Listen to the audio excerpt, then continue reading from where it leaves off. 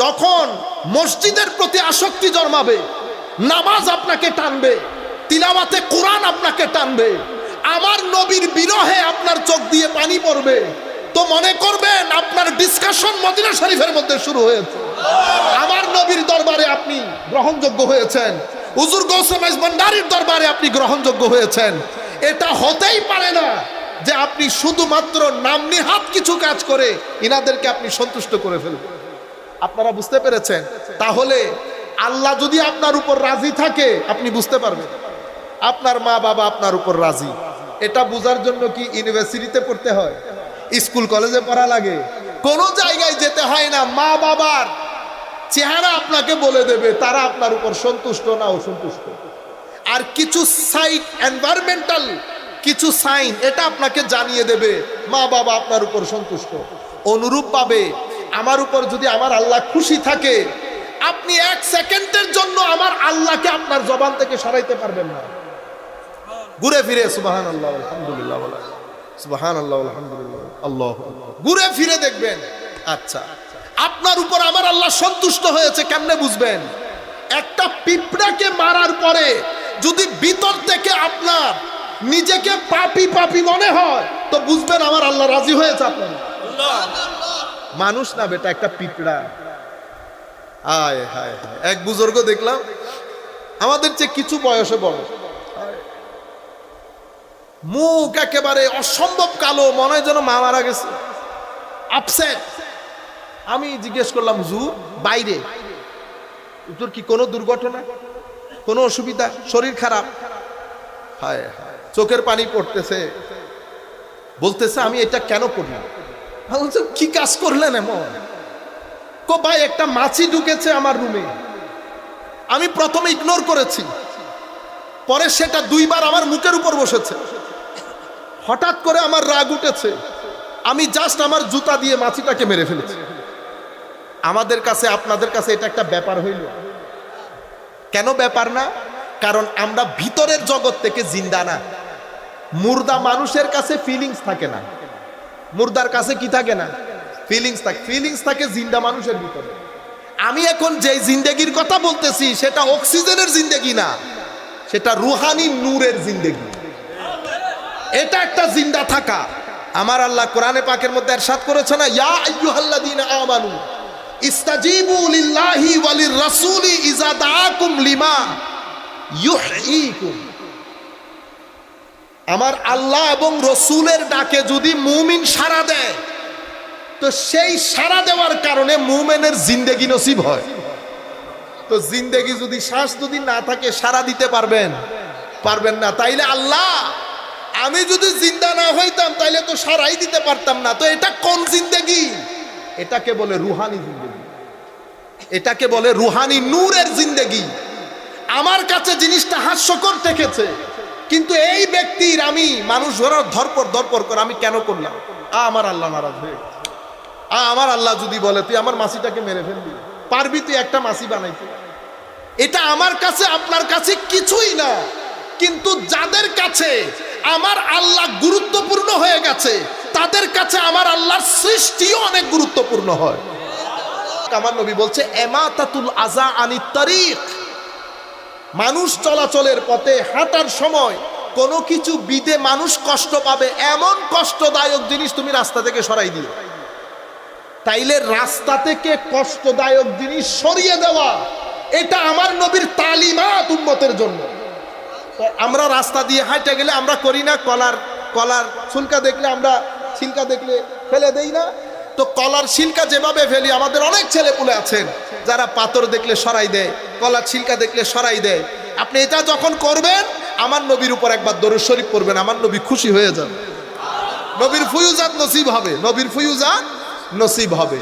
তাহলে এই যে পরিষ্কার, এই যে আমার নবী বলছেন রাস্তার মধ্য থেকে পাথর সরিয়ে ফেলা। আরেকটা দারুণ হাদিস দেখেন, মেরাজের রাত্রিতে আমার নবী যখন জান্নাত এগুলা দেখভাল করতেছেন তখন দেখে এক ব্যক্তি জান্নাতের মধ্যে ইয়াতাকাল্লাবু শব্দটা এসেছে। ওরে একেবারে বেহিস, আমরা বলি না দেদারসে, আরেকটা আপনারা বলেন না বিন্দাস। কি বলে? বিন্দাস আমার ছেলেরা বলে। এই বাংলা আল্লাহ পাক জানে আপনারা কোত্থেকে বলেন। তো বিন্দাস ঘোরাফেরা করতেছে। আমার নবী জিবরিলকে জিজ্ঞেস করতেছেন, জিবরিল এরকম একেবারে ঘোরাফেরা করতেছে জান্নাতের মধ্যে, তার কাজটা কি ছিল? লাকাদ রাআইতু রাজুলান ইয়াতাকাল্লাবু ফিল জান্নাতি ফি শাজারাতিন কাতাআহা মিন যাহরিত তারিক আও কামা ক্বালা নবী সাল্লাল্লাহু আলাইহি ওয়াসাল্লাম। ও কি কাজ করেছে? আমার নবী বলছেন, হুজুর পৃথিবীতে মানুষ চলাচলের রাস্তায় তার একটা গাছ ছিল, গাছটা কাঁটাদার ছিল। সে চিন্তা করেছে যে এখানে হাঁটলে মানুষের কষ্ট হয়, শুধু মানুষের কষ্ট হয় এতটুকু নিয়ত করে সে গাছ কেটে ফেলেছে। আচ্ছা এটা একটা কাজ হইল, কিন্তু এটা আমার কাছে আপনার কাছে লেস সিগনিফিকেন্ট, এত বেশি ইম্পর্টেন্ট না, করছে আর কি। কিন্তু মানুষের চিন্তা করে করার কারণে আমার আল্লাহ তাকে ক্ষমা করে দিয়েছে, আমার আল্লাহ তাকে ক্ষমা করে দিয়েছে। আমি আপনাদেরকে যে কথাটা যেখান থেকে গোড়ায় নিয়ে এসেছি, আমি আপনাদেরকে যেটা বলতে চাচ্ছি সেটা হচ্ছে, আপনার জীবনে কিছু এনার্জি দরকার। আপনি বুঝতে পারেন নাই কেন?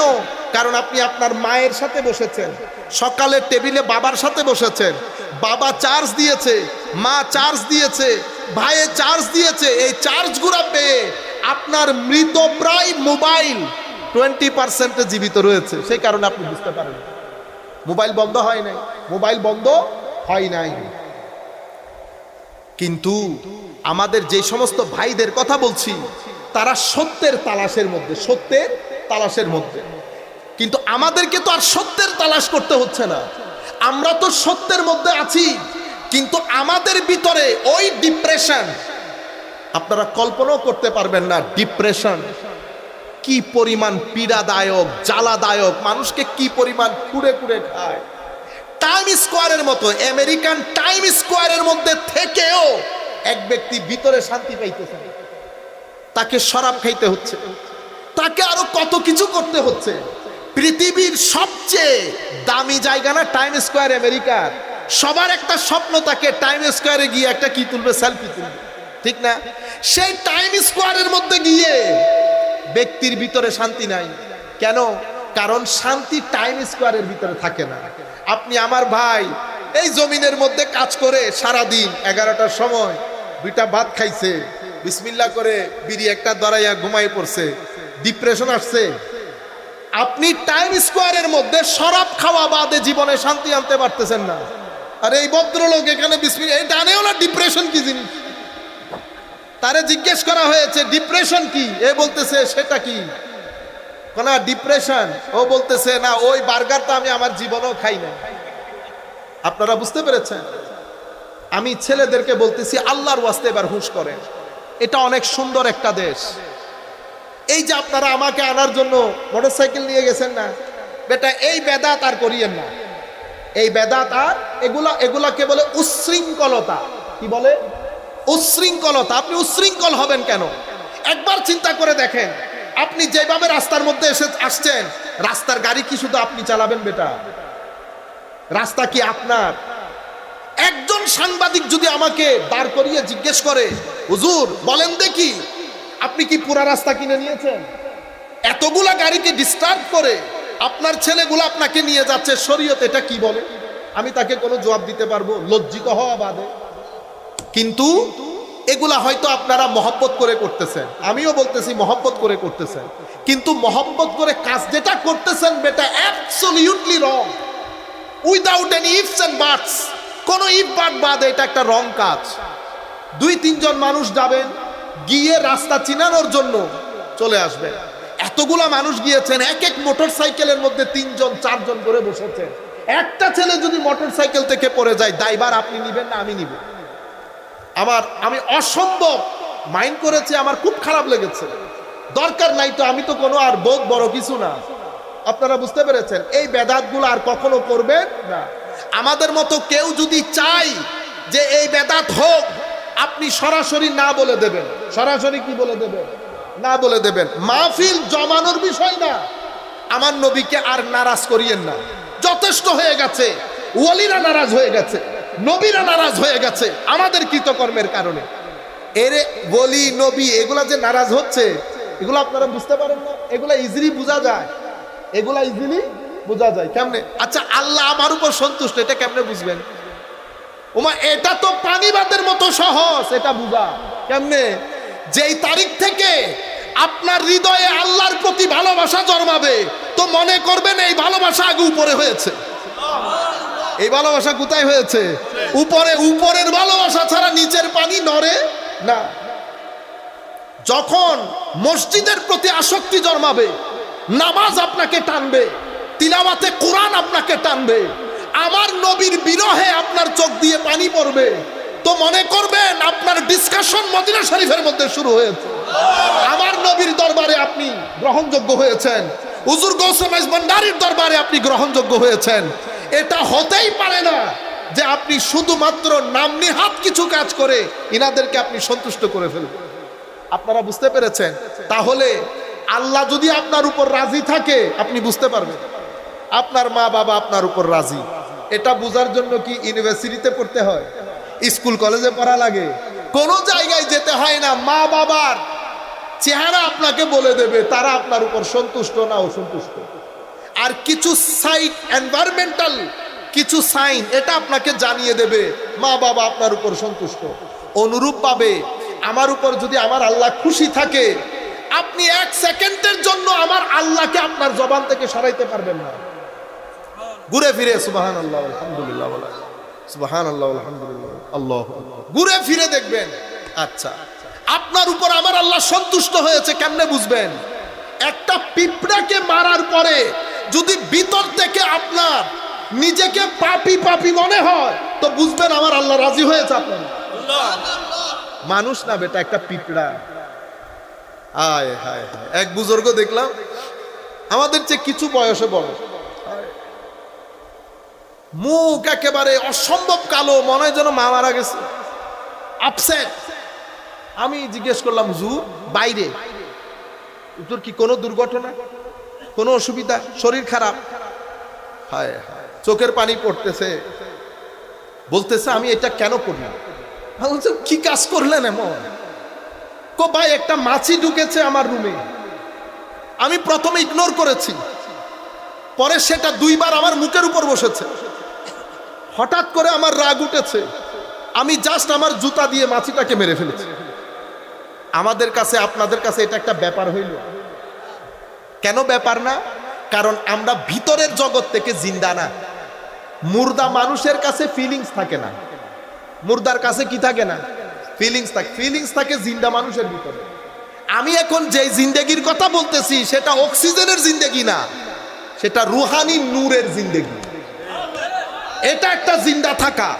আমার আল্লাহ কোরআনে পাকের মধ্যে ইরশাদ করেছে না, ইয়া আইয়ুহাল্লাযীনা আমানু ইস্তাজিবু লিল্লাহি ওয়া লির-রাসূলি ইযা দাআকুম লিমা ইউহয়িকুম।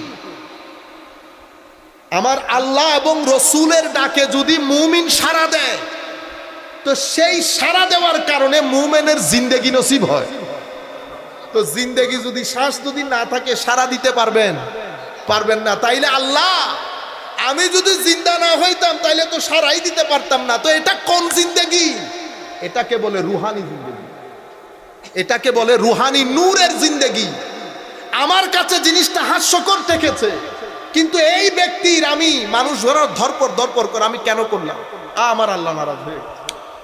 আমার আল্লাহ যদি বলে তুই আমার মাছিটাকে মেরে ফেলবি, পারবি তুই একটা মাছি বানাইতে? এটা আমার কাছে আপনার কাছে কিছুই না, কিন্তু যাদের কাছে আমার আল্লাহ গুরুত্বপূর্ণ হয়ে গেছে, তাদের কাছে আমার আল্লাহর সৃষ্টিও অনেক গুরুত্বপূর্ণ হয়, তাদেরকে জিন্দা মানুষ বলে। আমি আরেকটা ঘটনা বলি আপনাদেরকে, এটা তো অনেক বড়দের ঘটনা। হযরত হারেস আল মুহাসিবি রাদিয়াল্লাহু তাআলা আনহু, উনি কখনো এভাবে ট্যাক লাগিয়ে বসতেন না। বৃদ্ধ হয়ে গেছে, বসতে পারতেছে না। মুরিদ এবং ছাত্ররা বলতেছে, হুজুর একটু করে ট্যাক লাগিয়ে বসলে কি হয়? হায়, আমরা বসি না রাত দিন, কোনো আমাদের সুদ বুদ আছে নাই।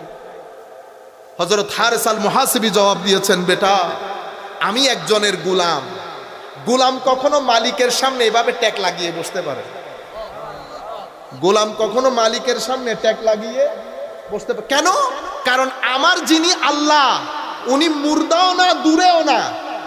তো আমলা মুসা আলাইহিস সালাম বলতেছেন, আল্লাহ আপনি কি দূরে জোরে করে বলতে হবে না কাছে আস্তে করে বললে হবে? আমার আল্লাহ জবাব দিচ্ছেন মুসা আলাইহিস সালামকে, মুসা আনা জালিস মান জালাসাক, আমি সেই ব্যক্তির পাশে বসি যেই ব্যক্তি আমাকে পাশে বসাইতে চায়। আমার আল্লাহ মুসা আলাইহিস সালামকে বলছেন, মুসা আমি বলছি তোমাকে, তুমি ফেরাউনের কাছে যাও। আল্লাহ আমি তো কথা বলতে পারি না, আমার কথা বলার সময় আল্লাহ একটু আটকে যায়। ফেরাউন এত বড় সুপার পাওয়ার মাওলা। তখন আমার আল্লাহ বলছেন, মুসা আমি যেতে বলতেছি আমি শুনি এবং দেখি, আমি শুনি এবং দেখি। এটা মুসা আলাইহিস সালামের প্রতি আমার আল্লাহর জবাব। আমার নবীকে কি বলেছে জানেন? আমার নবীকে বলতেছে, হাবিব মন খারাপ করবেন না, ফাইন্নাকা বিআইউনিনা, আমি আপনাকে আমার চোখে চোখে রাখি। ফারাক দেখছেন? ফারাক। তাইলে আমার আল্লাহ কি বলছেন? চোখে চোখে রাখি। তো আমার আল্লাহ, আল্লাহ আপনি কত দূরে, আমি প্রত্যেক ব্যক্তিকে মনে বুঝিয়ে বলছি, অ্যাড্রেস করছি। কখনো মনে করবেন না আল্লাহর সৃষ্টি অসীম, আল্লাহ কি আমাকে দেখছে, আল্লাহ কি আমাকে স্মরণ করছে? না, আমি আমার গড়ি যেভাবে দেখছি ঠিক সেভাবে আমি আল্লাহর চোখে চোখে আছি। আপনি একবার আল্লাহ বললে আল্লাহ 10 বার আপনার ডাকে সাড়া দেয়। সুতরাং মুমিন কখনো ডিপ্রেসড হয় না, মুমিন কখনো মনো কষ্ট নিয়ে, মুমিন নিজে কখনো একাকিত্বে যায় না। আমার আল্লাহ থাকতে মুমিন আবার একাকী ফিল করে কেমন? আমার আল্লাহ বলছেন, বান্দা কষ্ট আছে, কষ্ট তাফাররাক লি ইবাদাতি, কখনো যদি মনো কষ্টের মধ্যে থাকিস তো আমার ইবাদতে চলে আয়। আমার আল্লাহ বলছেন, আমি কথা দিচ্ছি আমি তোর গরিবি দূর করে দেব। আপনি যখন আল্লাহকে ভুলে যাবেন আল্লাহ আপনাকে ভুলে যাবে, এটা সুন্নতে ইলাহি। তাইলে আমি কোত্থেকে কথাটা শুরু করেছি? আমি বলতে চাচ্ছিলাম আমার আল্লাহ আমার উপর রাজি, সেটা বুঝা পানির মতো সহজ। কখন রাজি কিভাবে বুঝবো? যখন আল্লাহর প্রতি আমার মায়া জন্মাবে, টান জন্মাবে। একটা ওয়াক্তের নামাজের কাজা আমার ভিতরে তুফান তৈরি করবে।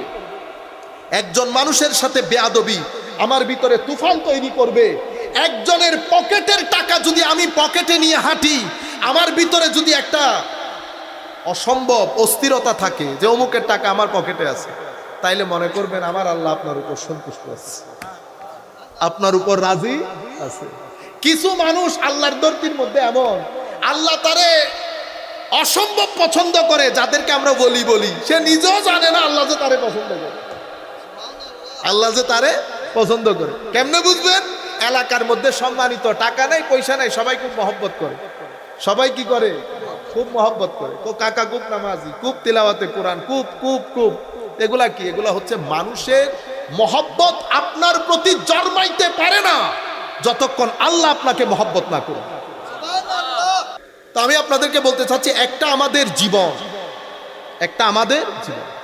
দেখেন হোটেলের মধ্যে গিয়ে যা খাইতেছেন জীবনের জন্য হুমকি। ট্যাবলেট খাচ্ছেন, সেটাও জানেন না আপনি 1 নম্বর না 2 নম্বর। আল্লাহ যে আমার উপর অসন্তুষ্ট সেটা আপনি সারাউন্ডিং দেখলে বুঝতে পারবেন। কেন? আপনি কোথাও স্থিরতার সাথে কিছু পাইতেছেন না। প্রত্যেক মানুষ আপনাকে ঠকানোর জন্য তৈরি আছে, আমার নিজের ভাই সহ। বুঝতে পেরেছেন? আগে আপনি যদি আজ থেকে 20 বছর আগে চলে যান, এটা আমরা পাইছি জীবনটা, এটা একটা জান্নাতি দুনিয়া ছিল, একটা জান্নাতি। আমাদের তাপমাত্রা 28-29-এর চেয়ে বেশি যাইতো না। তাপমাত্রা 28-29-এর চেয়ে বেশি। আচ্ছা, মানুষের ঘরে কি ফ্যান ছিল তখন? ফ্যান ঘুরাইতেছে। আমাদের বাপদাদারা কি করতো? ওই গাছের ডাইলে বসে, আই খোদা রে খোদা, 12টা পর্যন্ত বসে শরীর টরির ঠান্ডা করে ঘরে এসে ঘুমিয়ে গেছে না।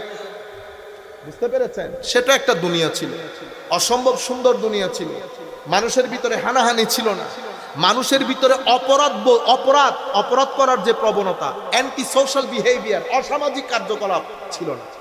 মানুষ আল্লাহর উপর পরিপূর্ণ তাওয়াক্কুল রাখতো। কি বলতো? আর বেটা আল্লাহ ভরসা, এটা তো কমন ডায়লগ, আল্লাহ ভরসা, কিচ্ছু হবে না। আরে ঘরের মধ্যে 5 টাকা নাই তেল আনার, ও আসর পর্যন্ত গল্প গুজব করতেছে। হাসি, কি হাসি! সেই হাসি তো এখন বাংলাদেশে কিনতেও পাওয়া যায় না। তেল নাই, পরে ঘরের মধ্যে আসার পরে এদিক থেকে কেমনে কি করে তেল আনছে, খেয়ে ঘুমাই পড়ছে 1 তরকারি দিয়ে 2 তরকারি দিয়ে। পুকুরের মধ্যে মাছ, ডুবার মধ্যে মাছ। আপনারা বুঝতে পেরেছেন? এটা একটা দুনিয়া ছিল। কেন? কারণ আপনার জীবনে যত ভালো কাজ থাকবে, পরিশ্রমে আনে ধন, পুণ্যে আনে সুখ, এটা সুন্নতে ইলাহি। এখানে পরিশ্রম থাকবে, এখানে ধন থাকবে, এটা হতেই পারে না আপনি পরিশ্রম করবেন আর আপনার জীবনে ধন আসবে না। আমাদের এখানে ম্যাক্সিমাম যুবক আমাদের ঘন্টার পর ঘন্টা আমি ওয়েস্ট করি, এরপরে আমি চাই একদিনের মধ্যে আমি কোটিপতি হয়ে যাব। আমার ভাই, হইতে পারে আপনি একদিনের মধ্যে কোটিপতি হয়ে যাবেন, কিন্তু একদিনের মধ্যে কখনো শান্তি পাওয়া যায় না। আপনার কোটি টাকা না, আমি আমাদের ইয়াং ব্লাডদেরকে আমি আমার একেবারে হৃদয়ের গহীন থেকে আমি আপনাদেরকে বলবো, আল্লাহর ওয়াস্তে হালাল হারাম বোঝার চেষ্টা করেন। হারামের কোটি টাকা হলেও না করেন। কেন? কারণ হারামের কোটি টাকা কখনো আপনার ঘরের মধ্যে শান্তি দিবে না। হারাম যখন আপনার ঘরের ভিতরে ঢুকবে, তিনটা জিনিস আপনার জীবন থেকে নাই হয়ে যাবে। আপনার জীবন স্থিরতা চলে যাবে, আপনার জীবনের সুখ স্বাচ্ছন্দ্য শান্তি চলে যাবে, আপনার ঘরের মানুষের দৈহিক শারীরিক যে শান্তি সেটা নষ্ট হয়ে যাবে। শারীরিক, মানসিক এবং ঘরের শান্তি আপনি নষ্ট করবেন আপনার এই হারামের টাকা দিয়ে। যারাই হারামের টাকা ঘরে ঢুকিয়েছে উপর থেকে নিচ পর্যন্ত, আমি আল্লাহকে সাক্ষী রেখে বলতেছি, কারো ঘরের মধ্যে শান্তি নাই। আপনি কি করেন? ছেলেকে অস্ট্রেলিয়া পাঠাই দিছে। কেন? আমি আপনাকে বলতে হবে না আমার ছেলে অস্ট্রেলিয়া থাকে। আপনারা বুঝতে পেরেছেন? কারণ আপনার কাছে অন্য কোনো আর অপশন নাই। আপনার হারাম আপনার ঘরকে বরবাদ করে দিয়েছে। কেন? কারণ আমার নবী বলেছে এটা হারাম, আর আপনি সাহস করে এটা নিয়ে ঘরে ঢুকে গেছেন। এটা হইতে পারে কোনোদিন? এটা হবে না। আমার নবী বলেছে এটা হারাম মানি হারাম, এটা দুনিয়ার জীবনকে নষ্ট করবে, কবরের জীবনকে নষ্ট করবে। আমার নবী যেটাকে অশ্লীল বলেছে, শ্লীলতার বাইরে অশ্লীল যেটাকে আমার নবী বলেছেন, সেই অশ্লীল কাজ যখন উম্মত করবে, উম্মতের জীবন অস্থির হবে। এটা সুন্নতে ইলাহি, এটার আপনি বাইরে যেতে পারবেন না। আপনি সব সময় কোর্টের ভিতরে থাকতে হবে। কোর্টে যা করবেন কোর্টের ভিতরে, কোর্টের বাইরে যাবেন আপনি আউট হয়ে যাবেন। কোর্টের বাইরে কোনো খেলা নাই। বড় ফুটবলার বলে আপনি কি বলতে পারবেন উনি মেসি হিসেবে কোর্টের বাইরে চলে গেছে? কোনো অসুবিধা নেই না, আপনি যেই হন কোর্টের ভিতরে থাকতে হবে। আমার নবী একটা কোর্টের দাঁড় টান দিয়েছে। সেই জায়গার মধ্যে যদি আপনি না থাকেন, আমেরিকা ইংল্যান্ডের আপনারা বলেন দেখি টাকা পয়সার অভাব আছে? টাকা পয়সা, ধন দৌলত, গাড়ি বাড়ি সব কিছু তো আছে, শান্তি নাই। কি নাই? শান্তি নাই। কেন শান্তি নাই? তারা মানুষ হিসেবে ভালো, তাদের ওখানে একটা মানুষ সমাজের মধ্যে স্বাচ্ছন্দ্যে বাঁচার জন্য যা কিছু দরকার সব আছে, কিন্তু তারা ধর্ম ছেড়ে দিয়েছে। আপনি ধর্ম ছেড়ে দিয়ে থাকতে পারবেন না পৃথিবীতে। নেচার যেমন, প্রকৃতি যেমন প্রটেস্ট করে, আপনি ধর্ম ছেড়ে দিলেও আপনার জীবনও প্রটেস্ট করবে, দুনিয়াও প্রটেস্ট করবে, প্রকৃতিও প্রটেস্ট করবে। আমি আপনাদেরকে বলতে চাচ্ছি, একদিকে জীবন আর একদিকে আকীদা হুমকির সম্মুখীন হয়ে গেছে। আমাদের নতুন নতুন ছেলেরা পরিবর্তন হয়ে যাচ্ছে না। কি বলে? বলে না আগের যুগে এটা এটা আগের যুগে এমনিতে ছিল। ও বাপরে বাপ, হ্যাঁ, ও ভাত আগেরটা, পোলাও আগেরটা, রোস্ট আগেরটা, শুটকির বেগুন আগেরটা। শুধু আপনার মনে হয়েছে নামাজ আর মুসলমানদের আমাদের এই ধর্মকর্ম এটা নষ্ট, বাকিগুলো সব ঠিক। এটা সবচেয়ে বড় ফিতনা উম্মতের মধ্যে। আমার নবী ইরশাদ করে গেছেন, আমার নবী বলেছেন পুরা পৃথিবী থেকে ঈমান, ঈমান বলেছে ঈমান, আমল না, ঈমান পুরা পৃথিবী থেকে পালিয়ে মদিনা শরীফ চলে যাবে, আমল চলে যাবে বলে নাই। কি চলে যাবে বলেছেন? ঈমান। আল ঈমানু ইয়ারিজু ইলাল মাদিনা কামা তারিজুল হাইয়াতু ইলা জহরিহা, বুখারী শরীফের রাওয়ায়াত। দুঃখের বিষয় হচ্ছে আমাদের ভাইরা এই কথাগুলো বলে না। আমার নবী ইরশাদ করছেন, ঈমান নিজেকে বাঁচানোর জন্য পালিয়ে পুরা পৃথিবী থেকে মদিনা শরীফ চলে যাবে, আমল চলে যাবে, এই কথা বলে নাই। আমার নবী ইরশাদ করেছেন মসজিদ ভর্তি মুসল্লি হবে, মুমিন থাকবে না। আপনি বলেন দেখি এখন ঈমান কাকে বলে? আপনি আল্লাহতে বিশ্বাস করলেন, আবার বলেছেন আল্লাহর হাত আছে, আল্লাহ এমনে বসে, মুসলমান হইতে পারবেন? কিন্তু আমাদের এখানে এই আকীদা বানের পানির মতো ঢুকানো হচ্ছে। কোরআন শরীফের কয়েকটা আয়াত দিয়ে ছেলেরা অনুবাদ পড়ে, কারণ আপনার হাতে এখন টাকা পয়সা বেশি, আপনি অনুবাদ সবকিছু করে সমাজের মধ্যে এখন জাল বিস্তার করেছেন। ইমানের খুঁটি ছিল আউলিয়ায়ে কেরাম। ইমানের কি?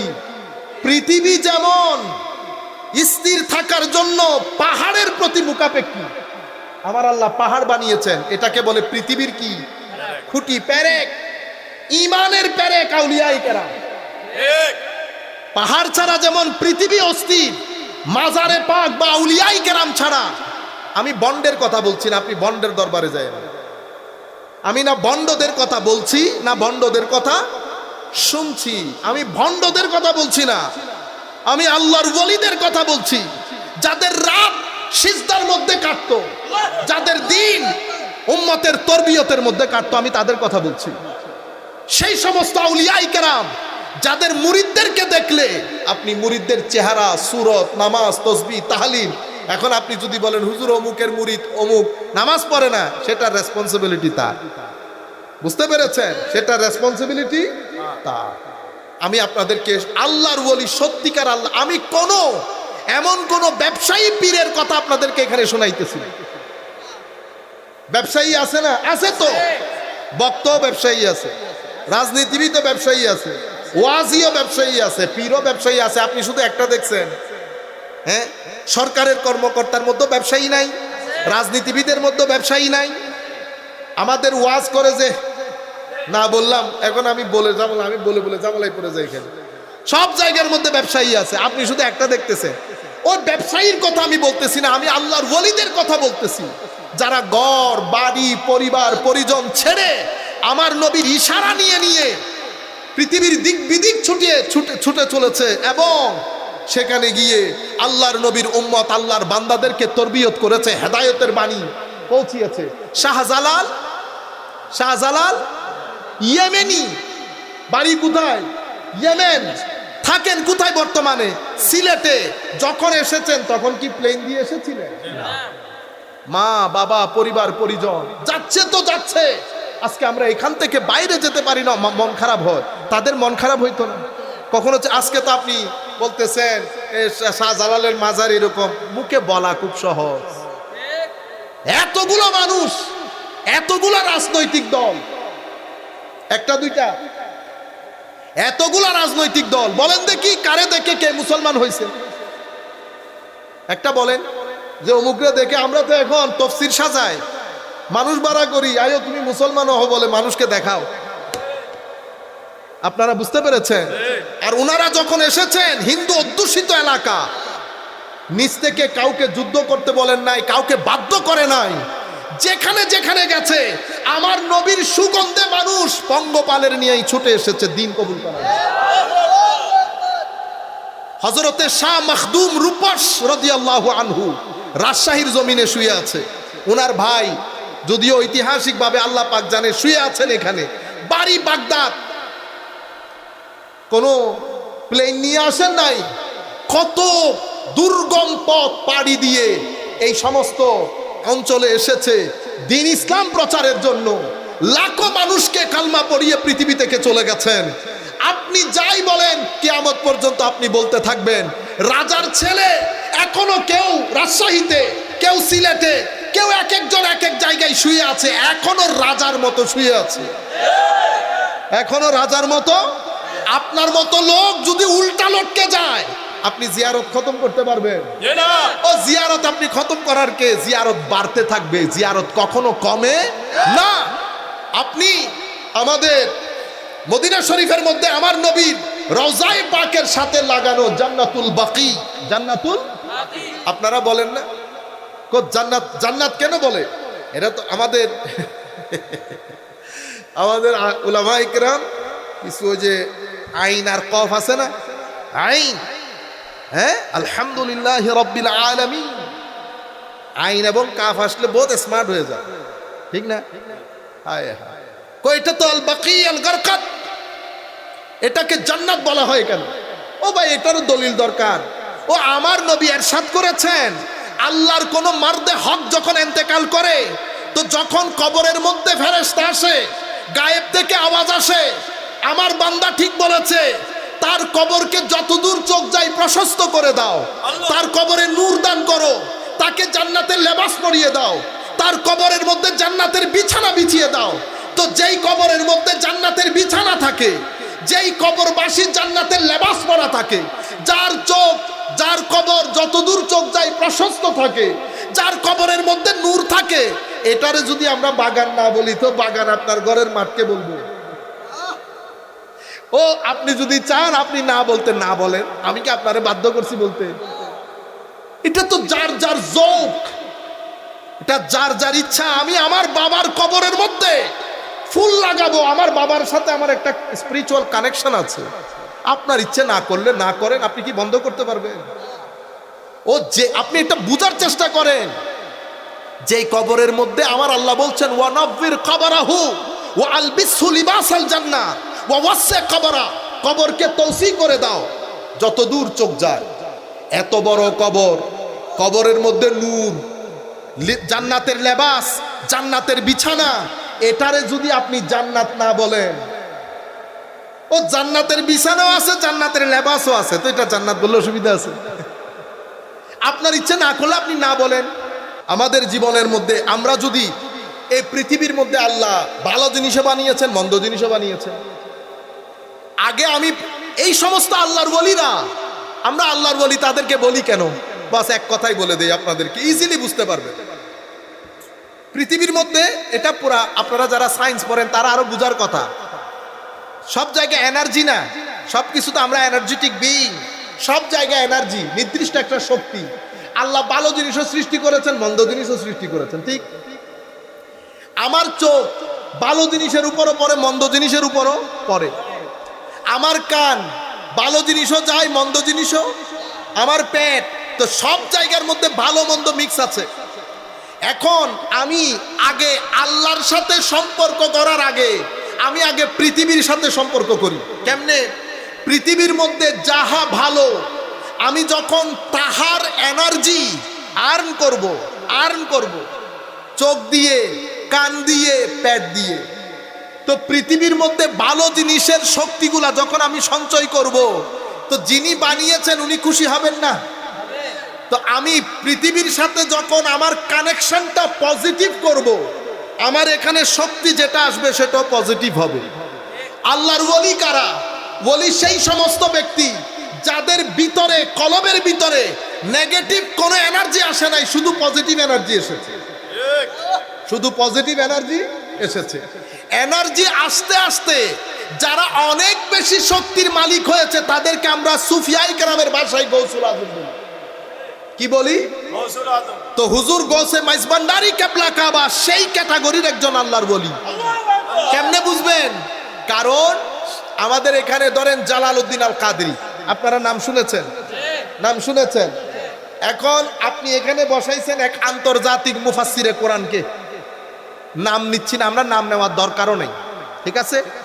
ইনি আন্তর্জাতিক মুফাসসিরে কোরআন, অথবা আমি নাম বলি, ধরেন আপনারা জাকির নায়েক সাহেবকে চিনেন না? ধরেন এখানে জাকির নায়েক বসেছে, এখানে জালালউদ্দিন আল কাদরি বসেছে। আমরা ব্যক্তিকে মূল্যায়ন করি কেমনে? একাডেমিকলি আমরা ব্যক্তিকে মূল্যায়ন করি, উনি কার কাছে পড়েছেন, ওনার কাছে কে পড়েছে, দুইটা, এবং সমসাময়িক যারা স্কলার তারা ওনার সম্পর্কে কি মতামত পোষণ করেন, তিনটা। আমরা আলেম বিচার করি এভাবে। আপনি কার কাছে পড়েছেন? গেলাম জালাল সাহেব হুজুরের কাছে, হুজুর কার কাছে পড়েছেন? ও আমি পড়েছি মুফতি মুজাফফর সাহেব, ও অমুক মুহাদ্দিস, শাইখুল হাদিস অমুক, এগুলা পৃথিবী জানে, বড় বড় আলেম সব। আমি বলতেছি হুজুর আপনি কত সৌভাগ্যবান, এত বড় বড় আলেমের সুবতে বসেছেন।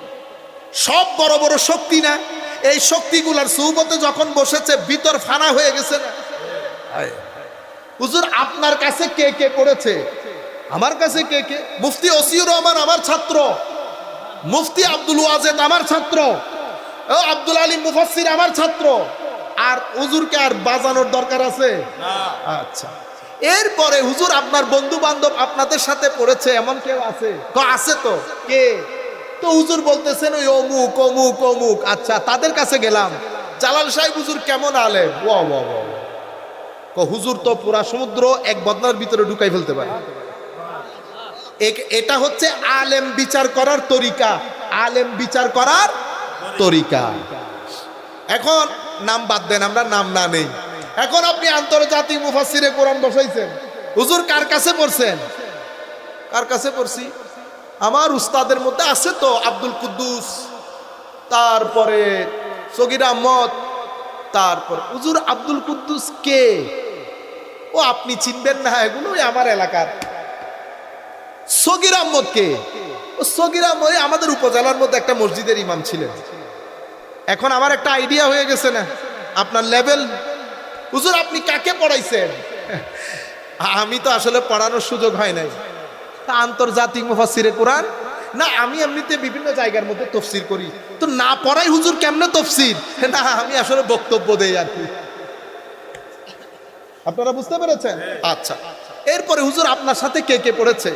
আমার সাথে এখন হুজুরের চোখ বড় হয়ে গেছে। ঢাকা বিশ্ববিদ্যালয়ের অমুক প্রফেসর আমার ক্লাসমেট, চিটাং বিশ্ববিদ্যালয়ের অমুক প্রফেসর আমার ক্লাসমেট। ও ঠিক আছে হুজুর, গেলাম ঢাকা বিশ্ববিদ্যালয়ের প্রফেসরের কাছে।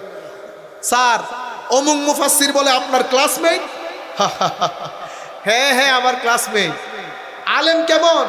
না ও তো আসলে ওয়াজি বক্তা, ও তো আসলে আলেম না। দেখছেন নি অবস্থা?